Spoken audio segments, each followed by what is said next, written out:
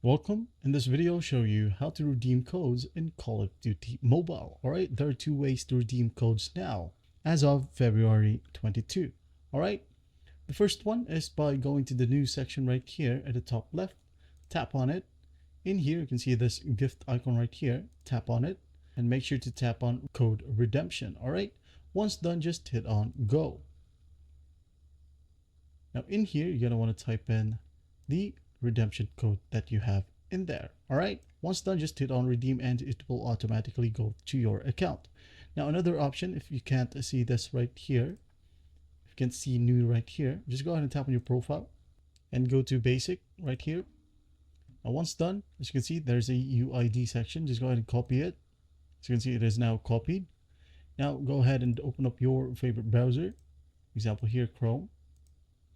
All right, open a new tab, and in the search box, just go ahead and type in COD Mobile Redeem. Hit enter. As you can see here, there's a link which is called Redemption Center by Call of Duty itself. Just go ahead and tap on it. As you can see here, it requires us to paste our UID. Just tap on UID, tap and hold, then paste your UID right here. All right, once done, your redemption code, and just type in the verification process. Once done, just hit on submit and you're good to go.